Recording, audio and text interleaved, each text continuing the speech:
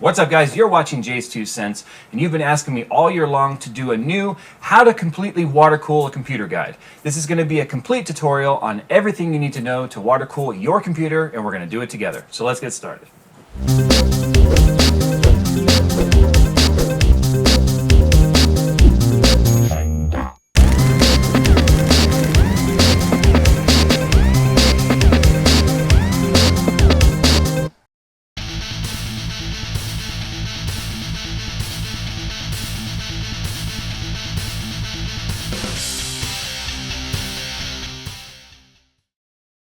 Okay guys, when it comes to water cooling your computer, you are going to need some basic parts.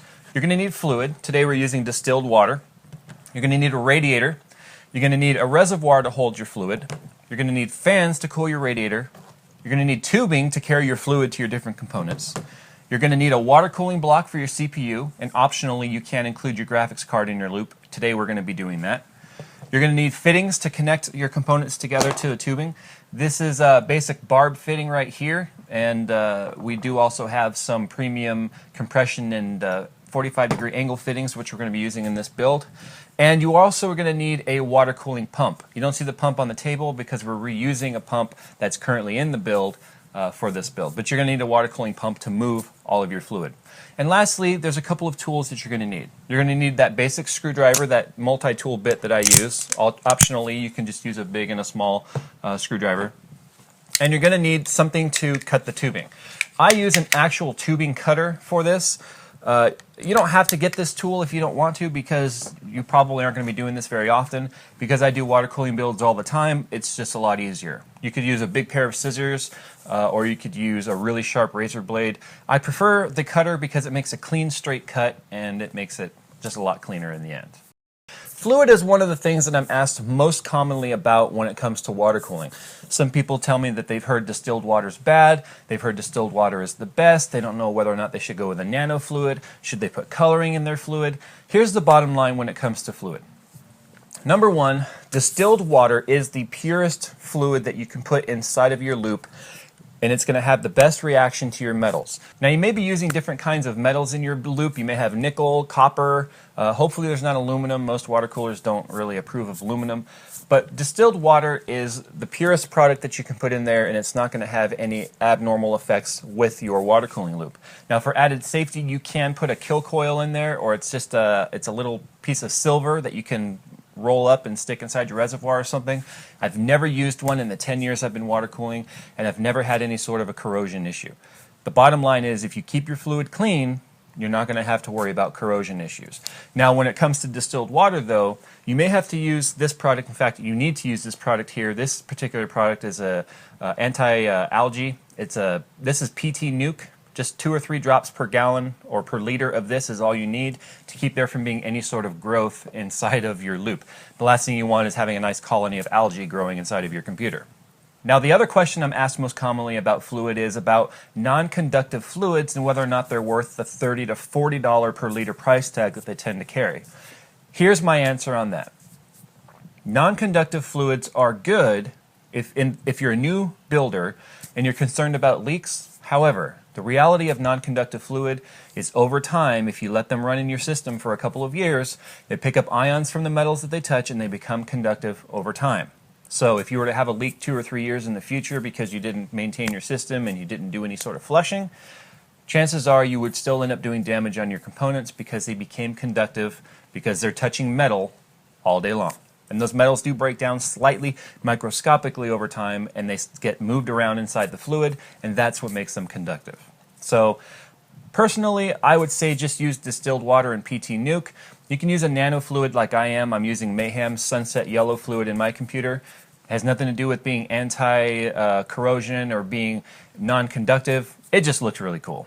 That's the third thing I want to talk about when it comes to fluid, is whether or not color or dye is bad. Now the yellow in my fluid is dye, but what's actually dyed in the fluid is the nanoparticles themselves, not the fluid. If you were to let that sit over time, they would actually separate, and you would see a separation of color when it comes to the nano fluid. Now the last thing I want to talk about with fluid, people commonly ask me, is whether or not it's okay to have dye inside of your fluid. First things first, I've seen people say, just put food coloring inside of your water cooling fluid and it will work fine. You don't want to do that. Food coloring is almost pure sugar, and pure sugar over time will turn to a gel. It'll gunk up inside of your blocks. Bad news, trust me. Do not put food coloring in your loop under any circumstance. Not to mention it is a product for consumption, which means bacteria also want to eat it, and it's very bad. It actually promotes growth inside of your loop when it comes to organisms. Don't do it. Now, when it comes to fluids that already have dye added to them, they are the correct formula of dye to not cause that problem. Unfortunately, though, a lot of dyes will gunk up again, just like the food coloring, inside of the tiny passages in the water blocks over time, which could start to reduce water flow. And sometimes it can build up in your pump and cause damage to your pump. Generally, it's not a good idea. But the worst dye color for this period is red. For some reason, red just likes to gunk up the most, not to mention it stains everything. And that's the last thing I want to mention when it comes to dyeing fluid, is you do end up dyeing your parts over time. Acrylic over time will absorb some of that.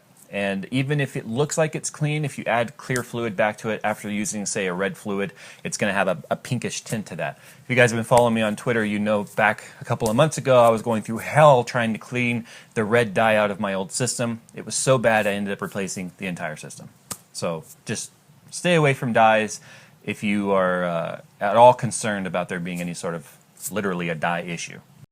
Now, when it comes to fittings, people ask me all the time, well, what kind of fittings do I need?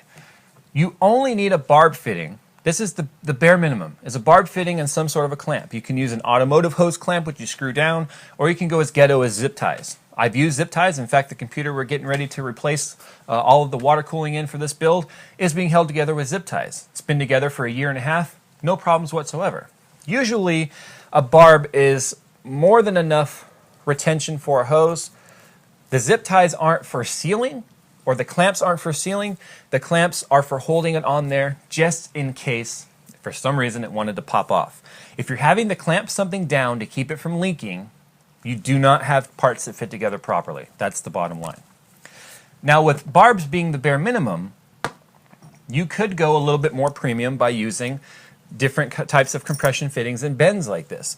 But keep in mind, and you could even come up with some sort of a funky, I mean, look at this. I don't even know what this is. I just put a bunch of bends together, swivels, and this is what I got. If you take a look at my 900D build, in order to get the two radiators at the bottom plumbed together properly and to get my my pump routed down there, I've had to use quite a bit of these to get a really weird contraption going. And they can make it very easy to put together tight components rather than bending the tube, because tubing only bends so far before it kinks. You don't want that. Keep in mind, though, fittings is one of the fastest ways to send your budget for your water cooling build all the way to the sky, because fittings can easily add up to as much as the rest of the components in your build. You can have a barb that costs $4, or you can have a bend, a 45-degree swivel bend with a compression fitting that costs $14 a piece. So keep that in mind when buying your fittings. Now, when putting together your water cooling loop, clearly you have to have a way to get the fluid to all of your components. I've got here some, just a couple of pieces of different tubing that I've used over the past. And one thing I want to point out is that not all tubing is created equal. Both of these tubes here are from PrimoChill. They are the same exact manufacturer. They're advertised as the exact same specs, the exact same line of PrimoChill product, same size, same everything. But what I'd like to demonstrate to you first is that they're not always the same size. And here's what I mean by that. I have here a piece of 1/2-inch inner diameter, 3/4-inch outer diameter tubing for water cooling loops. This is one of the biggest tubing that you can get, by the way. There's different sizes. People are going to ask me, do I need 1/2-inch? Do I need 3/8? Doesn't matter. Anywhere from 1/4-inch all the way up to 1/2-inch. It's going to perform pretty much the same. The only thing that's going to change is the flow rate of your components. Doesn't matter. You can go with 3/8 to have a cleaner, tighter bend loop. You can go with 1/2-inch like I have. That way you can say, yeah, I've got huge tubing inside of my computer. It's awesome. You mad, bro? So, getting back to what I was talking about being not equal, this right here is a 3/4-inch outer diameter, 1/2-inch inner diameter compression fitting with a little bend fitting on there. This slides over it exactly as intended, so that when you put your tube inside your fitting, you can then tighten down your compression fitting and everything fits just fine. And I don't recommend using tools, by the way, to tighten this down. You just want to go hand tight because it is squeezing on there. And as you can see now, it took that much force to pull this out, okay? That is a good fitting. It wasn't tightened all the way down, like people think they have to tighten it all the way down or it's going to come out. No, you go until it can't turn anymore. It doesn't have to be all the way down. Same exact line of product, same exact size advertised. 1/2 inch inner diameter, 3 inch or 3/4 inch outer diameter.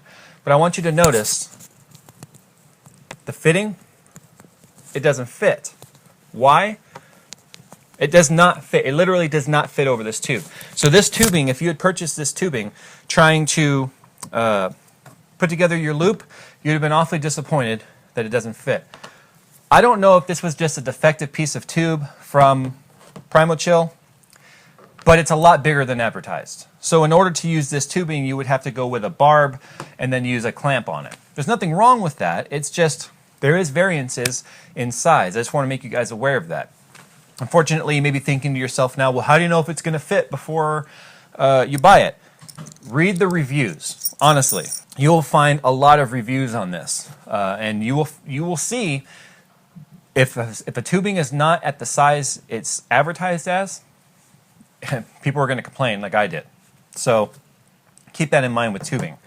As I mentioned, you can go with any size tubing you want. Just make sure that if you go compression fittings, you get the size that matches your tubing. And vice versa. Make sure you get the tubing that matches your compression fitting. People generally, when they're new to water cooling, are a little bit confused about how much radiator space they really need. They don't know if they should go with a 120 millimeter, a 240, a 360, or a 480. Like in my case, I have a 360 and a 480. That's 7 times 120 millimeters of cooling. It's entirely overkill. Rule of thumb, if you're using a radiator similar to the AlphaCool here, and I definitely recommend the AlphaCool products, not just because they are a huge supporter of JayzTwoCents, but because AlphaCool is a very strong name in the water cooling industry. All of the major water cooling builders you'll see at some point have used and recommended AlphaCool products. They are full brass, or excuse me, I take that back. They are full copper radiators, and copper is the best product that you can use, the best metal you can use for dissipating heat. One thing I want to show you though is there's more to a radiator than just the length of the radiator or the size of the fan that's going on there. One of the most important factors to a radiator is its thickness. And as you can see here, this is a 45 millimeter thick radiator. And this is pretty much AlphaCool's main flagship radiator here, which is the NexXxoS XT45, 45 millimeter thick radiator. You can get them as thin as 30 mils, and you can get them as big as 80 mil, which is nearly double this thickness. And it's called the Monster Rad, and it's literally a monster. The thicker the radiator, the more static pressure you're going to need to push air through the radiator, unless you have a nice wide fin design like this one. I mean, I can look right through the fins here and I can see my cameraman standing over there, because we have a nice wide fin design which gives us lower static pressure needed to push the air through there. And because we have a thicker radiator, more cooling space means better cooling. So when you're shopping for a radiator, whatever brand it may be, keep in mind that thickness matters. But don't go too thick. I wouldn't go putting a 80 mil Monster Rad on a simple CPU cooling solution for something that's not even overclocked. We use the 45 millimeters because I find that they are the best middle ground when it comes to cooling. Gives you more space, more volume, surface area for cooling, with enough fin spacing. This is only 10 fins per inch, so that we don't have to use extremely high pressure, high speed fans that keeps us having a nice quiet build. So keep that in mind when searching for your radiator.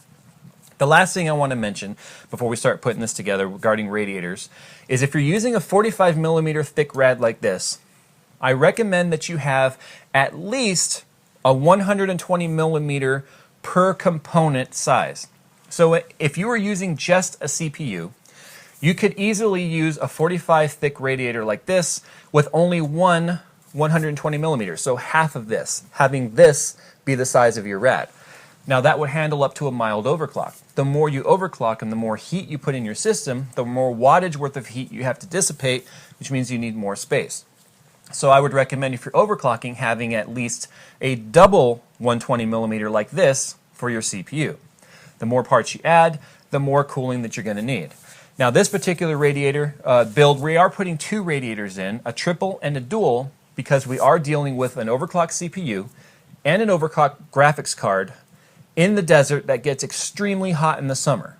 So we are going with more than that standard recommended 120 millimeter per component or 240 per overclock component, because we're trying to make up for the fact that ambient temperatures for the space that this computer is going to be in does get pretty warm in the summer. So where you live matters as much as what you buy. Okay, so now that we've unboxed all of our parts, there's a couple of things that we need to do to get ready to do our build. You have to prep your system. So take out all of your parts, get them all nice and laid out on the table, get a nice open workspace, because water cooling definitely requires a lot of space when putting the items together. Because you have almost 100% guaranteed to be pulling off some sort of a stock cooler or maybe an aftermarket cooler, you're going to have to get your processor ready to go. And with that, you're going to have to use at least 75% or higher isopropyl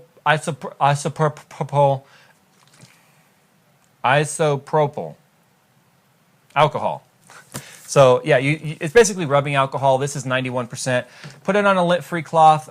Toilet paper is fine even for that. And wipe it down nice and good. And then just to make sure you don't have any fibers left on there, use some canned air if you have it to blow it out, or microfiber cloth that won't leave anything behind. Now here are the parts that we're going to be using for this build. As I mentioned, we are going with a water-cooled GTX 680 in this build. This was already applied, so this video is not going to include that, but the same process to installing your block applies to this. This is an optional feature that is a little more advanced. The reservoir, the pump right here. The first thing you want to do is, now that you have your parts laid out, is you want to start planning your water cooling build. Now, one of the most difficult things people have when it comes to planning the routing of their tubing is where to place the pump, how to mount the pump, and where to place the reservoir. As you can see, this is a pretty big reservoir, but what we're doing here is, if you take a look at the pump, this is an AlphaCool D5 pump, so it has this aftermarket block on there. We have multiple options on this block on where we can put various fittings. And if you look here, you can see that I have a fitting installed on here that is a male to male. So basically it'd be used to connect 2 pieces together. And I'm going to be using this outlet on the bottom. Technically it's the top, but we're going to be using the bottom here and screwing that onto the top of our pump, making these become basically one component. So we now have a pump reservoir combo that'll be a lot easier for us to mount. So since I know that that's the way that I'm going to be doing the pump and reservoir, I can now consciously plan the routing of my tubing. Now the tubing that we're using here, we are reusing the tubing from this build because it's more than enough tubing, and the goal of this build is to reduce the amount of tubing that we have for a nice clean look. Now when it comes to planning the component order, a very common question that people have is, what order do the parts need to go in? If you have a graphics card, does it have to go to the CPU, then the graphics card? Or a common myth that I hear is, well, if you put your graphics card before your CPU, you're going to be putting hot water to your CPU, which means you're not going to cool as well. Guys, here's the way that water cooling works. The entire system, whether it be after all of the parts that are going to be generating heat, your CPU, your graphics card, maybe your motherboard if it's included in your loop, or if you measure temperature after the radiators, which is theoretically where the temperature would be the coolest, you're going to find you may only have a 1 or 2 degrees Celsius difference between the hottest point of your loop and the coolest point of your loop. Because this isn't like a car where you're dealing with extreme temperatures where you can see easily a 50 degree Celsius difference or 50 degree Fahrenheit difference in a car between inlet and outlet on radiator. The entire system is going to want to equalize when it comes to temperatures. So as a whole, the radiators will keep the average temperature or all of the fluid in your system at one steady temperature. How low that temperature gets depends on how much radiator space you have. Now, so with that, because of that, debunking that myth and letting you know right now, the only order that matters is that you have your reservoir directly feeding your pump. Now, if your reservoir wasn't going to be attached to your pump like this, let's say they had to be in two separate locations, your reservoir outlet needs to be feeding the inlet of your pump, either in this case the front or the top, whichever the inlet is, and the reservoir needs to be higher than the pump. That way, when you're filling the system, gravity will take over and it will push the fluid into the pump. The fastest way to murder your pump is to run it dry. And a lot of people, when they're filling their system, they'll just turn it on and then the fluid starts to come down and then it stops and they'll just leave the pump running. If the fluid's not moving, there's air in the pump, and that is the fastest way to kill it. The fluid is actually what lubricates the pump, and if you run it dry and you start to hear that sound, stop. You're killing your pump. It is, I can't even stress that enough. So that's the only thing that's important. Reservoir feeds the pump. Reservoir be higher than the pump. And as you can see here, clearly the reservoir is higher than the pump. And I think that this is kind of a neat looking combo here. I wish more people did this, where you take a reservoir, a tube reservoir, and you feed it inside of a, directly to a pump. And this is a swivel fitting, so as you can see here, there's a little bit of play in it. Not much, just a little bit. But once we get the fitting on the top, with the hose feeding into it, it's going to be nice and secure and it's not going anywhere. So now that you've got your routing planned and you have a rough idea of where you want to put your parts, the next thing I would do is I would get your radiators and some of your other components ready to go. I would take your compression fittings or your bend fittings or your barbs, whatever you've got, and I would put them on each of your components, and then I would mount the fans to your radiators. Now, when it comes to mounting the fans to the radiator, another common question people ask is, well, should I go push configuration, which is, let's say you have your radiator in the top of the case like that. Should you have your fan pushing, as I almost throw the radiator everywhere, should you have the fans pushing air through the radiator, or should you have the fans pulling air through the radiator, or should you go push-pull, which means you have a fan feeding the bottom and a fan on the top pulling the air out? When it comes to radiator optimized fans, which these fans are, and higher static pressure, push-pull becomes a little less important. Not to mention it takes up a lot of space when you have that much thickness of a fan on the top and the bottom. I personally prefer push because you have an unobstructed source of air pushing into the fan and pushing the air out of the radiator. But that doesn't mean that pull is going to be any less optimized. Typically, you'll see that there's a couple of degrees difference, at most 1 or 2 degrees difference between pull or push. I honestly feel that you should go with whatever is easiest to install in your case. I personally don't even run push-pull because I run high static pressure fans, which makes things a lot more simple. Okay, so as you can see here, we've started to do some of our routing. I've got the lower contraption built here on what I'm doing with this computer. And what I mean by lower contraption is because we're limited on space in this case, believe it or not, it's a full tower case and we're slightly limited on space. I've got the pump, the reservoir, and the radiator all mounted together using AlphaCool's mounting bracket for the pump, an AlphaCool D5 pump, and the res connected with the this fitting here, which I showed earlier, which is a double male fitting, where it just has threads on both sides. So I connected those together. I connected those together to make one unit. Now I've already started figuring out how I'm going to route this, and the routing order I have for this is reservoir into pump, pump into the bottom radiator, out of the bottom radiator into the GPU, out of the GPU we're going to go into the socket CPU, or the socket block. Then we're going to go up into the upper rad, and then out of that radiator into the top of the reservoir here. I might change that order slightly, where I may put this radiator between the block and the CPU, so it goes from here out into the CPU, the upper radiator, and then into the CPU and out into the res. That order doesn't really matter. It's just going to be whichever looks clean. And this is why you start to test fit some of your parts before you start cutting your tubing. You notice the only tube I have cut is this little one right here that connects the pump and the radiator, because that only had one way to go. So you want to be very diligent in the way that you plan your routing. That way you only cut your tube once. You measure twice, cut once. That's how it works with anything that you cut, metal, wood, or tubing for your water cooling system here. So what we're going to do now is we're going to take our CPU block and we're going to install this. That way we can figure out exactly how we want to route this tubing and see how it fits. And the installation of the CPU block is going to be the same as any fan control, or any custom fan or aftermarket fan that you've installed. Only difference is you're going to have springs and a little bit longer retaining screws. So the installation is going to depend entirely on your block. So you're going to need to look at your instructions and figure out what the assembly is on for that, is for your particular block. So let's go ahead and put that in. We'll get the upper radiator in, and then we'll come back and take a look at what our final plans are with tubing. We'll tube it up, fill it up, and then we'll get going.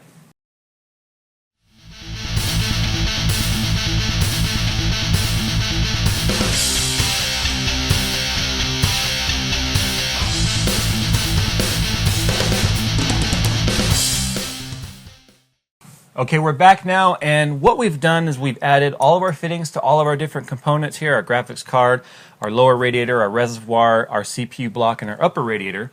You can see we have the upper radiator installed, and this is how I've decided that I'm going to go ahead and route this tubing. We go from reservoir into pump, pump into the lower radiator out to the graphics card out to the upper radiator into the CPU, out of the CPU into the reservoir. So what that allows us to do is have nearly straight pieces of tubing between each component, so we don't have any crazy bends or anything. Also, what I've opted to do in this build is to give the client plenty of options for filling and draining his system. One thing that a lot of people tend to leave out of their systems that they don't think far enough in advance about is how they're going to get the coolant out in the situation that they have to drain their system. So what we've done here, if you look down on the bottom, is I've got this 90-degree swivel here with a little extension piece and a plug.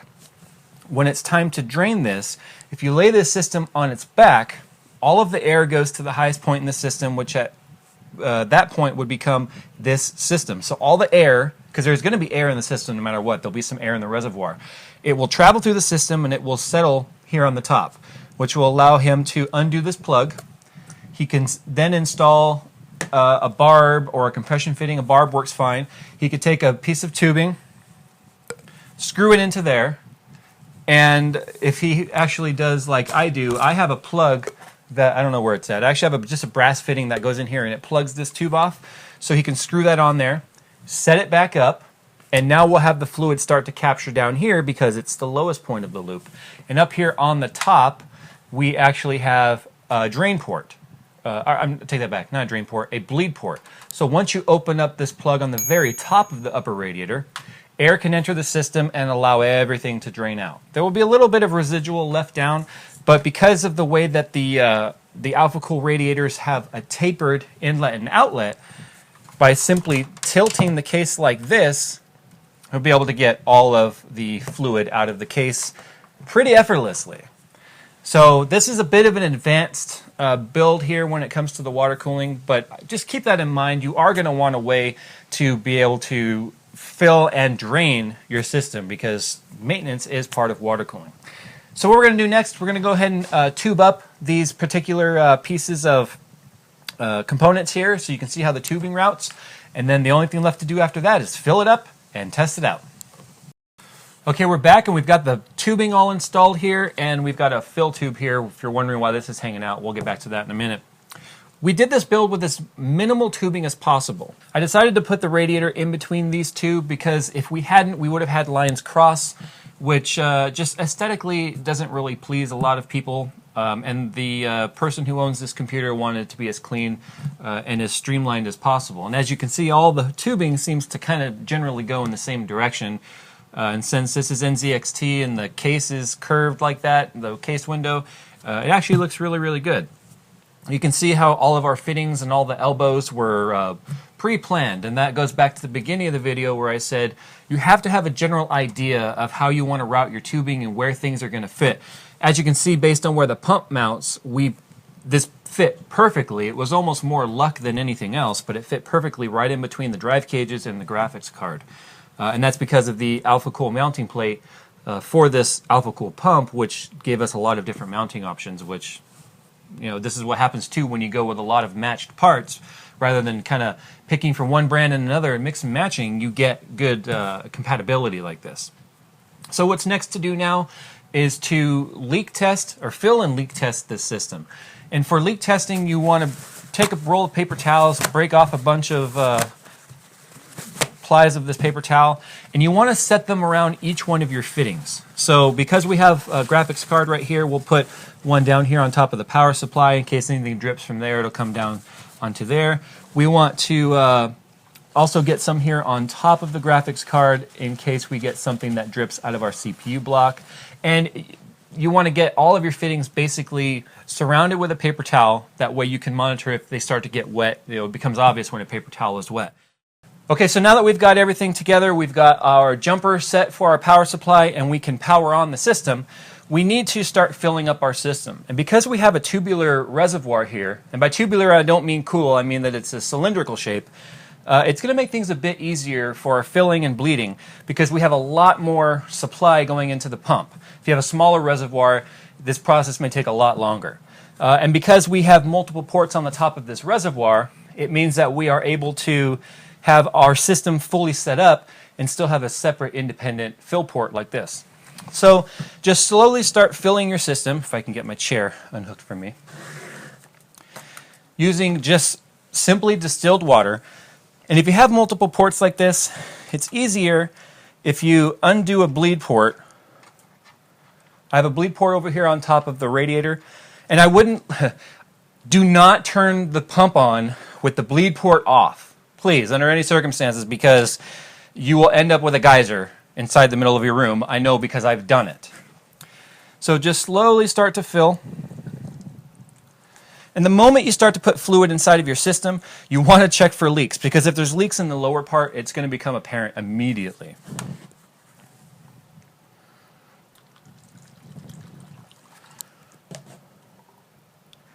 And you're going to notice it's very thirsty, especially with a setup like this with a lower radiator. We won't even see this level start to rise until we get the entire lower radiator filled up.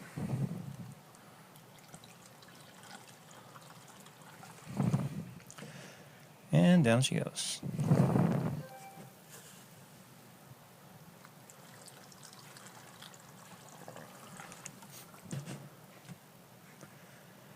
Okay, so as you can see now, and it may be a little bit difficult on camera because it's a clear fluid, we have now gotten to the point to where our lower system is entirely filled and we're starting to fill up inside the reservoir. What you want to do now before you bleed the pump is you prime the pump, is you want to fill this reservoir as far as you can. Now if you're not using a bleed port on the very top like I have here, if you've unscrewed one of the ports on your cylindrical res, this is the time where you need to be careful, because if you overfill and you reach the top of this, it's going to pour out the top. So be very careful where you stop. And you need to account for the fluid that's still sitting inside the tube, because as you can see, it's slowly pouring back in there. Now's the time when I want to fill my, or plug my upper bleed port off and probably remove one of the ports here on my tubular reservoir. Okay, so we've filled the reservoir now as far up as we can safely go, so which means the bottom part of our loop here is entirely filled now with distilled water. So this is the part where you want to turn on the pump for only a second or two at a time until this level reaches the very bottom of the reservoir, and then you're just going to repeat the process. So now it's safe to plug your pump back up to your power cable. And when we flip on that switch, the pump's going to turn on and it's going to pull the water level down.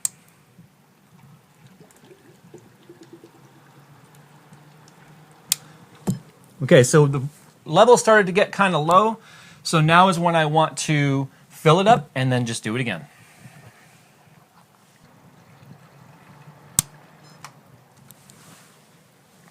And you're going to repeat that process until the system is entirely filled.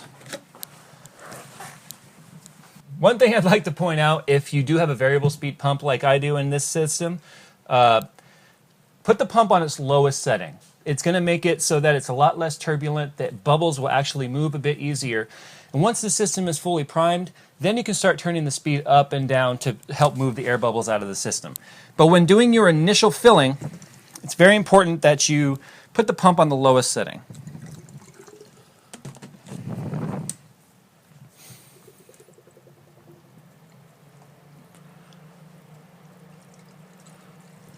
Okay, now we started to get actual flow of water. This is the first time that we've started to get water flowing back out of the reservoir, or into the reservoir. But as you can see, the flow does not fill the tube. So that tells us that we have, obviously a lot of air inside of our system. So now at this point, fill the water level up above the tube, and then we'll start playing with the speed of the pump. Okay, so now that we've got the system pretty much primed, the next thing we want to do before we start running any components in here when it comes to CPU, motherboard, or graphics card is we want to get all of the air out of there. And the whole time we're doing this, we're keeping an eye on our paper towels, and we're doing some actual touching to see if we have any leaks anywhere. And so far, looks like we're doing pretty good. We don't have any leaks showing up anywhere on our paper towels. So now we can take our screwdriver and we can start playing with the speed of the pump. Now you'll notice, as I sped that pump up just for a second, look how much more water fluid, or how much more we actually move the water level. If we turn it up a little more, you can see we are actually pulling the water level down. And now the pump is at absolute maximum speed. It's okay to run the pump at max speed when you're filling it because it promotes the movement of the air bubbles and such. And as long as the water level doesn't drop down to the pump itself, if this remains having some water in the reservoir, you're good to go to leave it running like this. So now we're going to fill it up again, and at that point we'll show you how to start moving some of those air bubbles out of the system. You want to start tilting the case in different directions. Now if you have a tubular reservoir like this and you still have the port on the top open, or this tube coming out the top, don't tilt it too far, you're going to leak all over the place. Just a few inches in either direction can promote the movement of air in this system.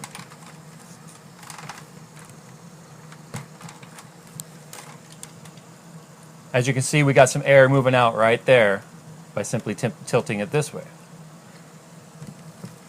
Now if we tilt it forward a little bit, as you can see, we got a little more air moving out there. And this is a process that can take anywhere from a half hour, and there's a whole bunch more air, to a couple of hours depending on how complicated your loop is. Because we have the reservoir in the middle of two radiators, it's going to take a little longer to bleed this system. Normally, if the reservoir is at the very top of the loop, it'll bleed very fast because air naturally wants to go to the highest point in a loop, and that would be the radiator or the reservoir. And if you take off the top plug, the air just goes right out into the atmosphere. One thing you can do too to also help promote the movement of the air is to cycle the power supply on and off. You can also do what I was doing earlier, which is speed up the pump and slow it down, speed it up and slow it down, and all of that is going to make a huge difference. Now your pump may be making like a kind of a gurgling sound. That's very normal because the pump is the highest portion of turbulence inside the loop. Air gets trapped in there and will start going around and around and around with the impeller, and it will get stuck. But over time, it will start to quiet down. In fact, since I started saying that sentence, it's already quieted down by at least 50%.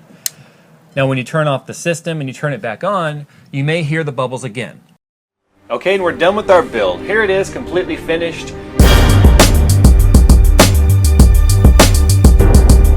As you can see, we have a nice streamlined look here to the loop.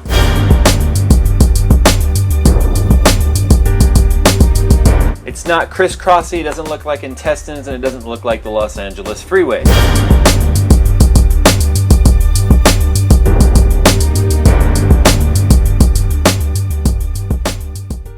We have a nice smooth flow between our reservoir, our pump, our radiator, up through our graphics card, through the top radiator, back to the CPU, and out of the reservoir again. And because of this, we have very open space inside the case so it doesn't look overly crammed and cluttered. So when you're building your water cooling system, it's really important to make sure that you plan out ahead of time where you want your components to go. Putting them together is not difficult. The most difficult part of the entire process of water cooling is just planning out what you want to do.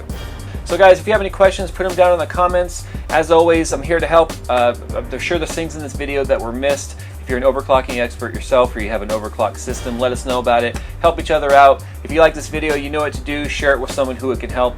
Hit that subscribe button if you liked what you saw. And as always, we'll see you in my next video.